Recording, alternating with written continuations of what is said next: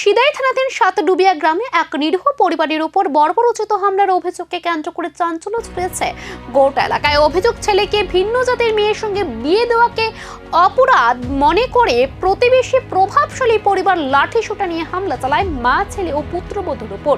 আর সবচেয়ে বড় প্রশ্ন, থানায় লিখিত অভিযোগ দায়ের হওয়ার পরও কেন নীরব পুলিশ? হামলায় গুরুতর আহত হন পুতুল সরকার, তার ছেলে টিটু সরকার এবং পুত্রবধূ সরস্বতী তাঁতি। আক্রান্ত পরিবারের দাবি, টিটু সরকার ভিন্ন জাতের এক মেয়েকে বিয়ে করায় ক্ষুব্ধ ছিল অভিযুক্তরা। সেই ক্ষোভ থেকে হামলা বলে অভিযোগ পরিবারের।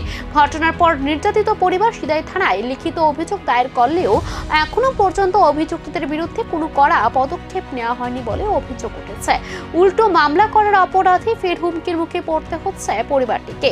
এলাকাবাসীর একাংশ প্রশ্ন তুলতে শুরু করেছেন, তবে কি প্রভাবশালীদের চাপে নীরব প্রশাসন, নাকি পর্দার আড়ালে রয়েছে অন্য কোনো সমীকরণ? এখন আতঙ্কে দিন কাটছে আক্রান্ত পরিবারটি।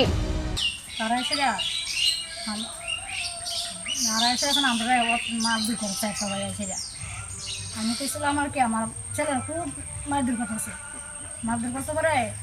আমিও গেছি, আমার ছেলে বড় গেছে গর্ভবতী, তারে চলো সরকার দেখা দাবা লাগছে। তারপরে আমি তার বড় আমি কোথায় বাইক ফেলাইছি, বাইক যাও, তোমার অবস্থা খুব খারাপ হয়ে যাবো, বাড়ি যাও।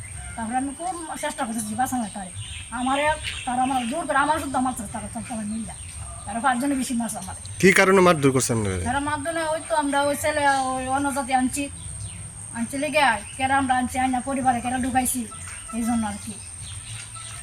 যারা মারধর করছে আপনাদের প্রতিবেশী, হ্যাঁ, তাদের নামগুলি কোন কারা কারা? তারা হইছে প্রথম হইল সদর সরকার, তা ওই কুশলা দেয়াইছে বেশিটা। তারপরে দেখাইছে নিহার সরকার, নিহার সরকার, তারপরে পল্টু সরকার, এটা মন্টু সরকার, এটা মুন্না সরকার। তারা কি একই পরিবারের? এক পরিবারের সবাই এটা।